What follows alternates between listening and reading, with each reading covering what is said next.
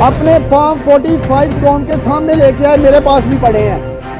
और एक शर्त होगी, जो फॉर्म 45 ख्वाजा आसिफ लाएगा उनके ऊँटों का फ्रांसी को होगा, और जो मेरे पास है उसका भी होगा। पता चल जाएगा कि किसके असली हैं किसके नकली हैं। और मैं ऐलान कर रहा हूँ, अगर ख्वाजा आसिफ के फॉर्म 45 अंगूठे चेक हो के सही निकले, मेरी माँ भी सियासत छोड़ देगी और हम खुद जीत का ख्वाजा आसिफ के गले में डालेंगे।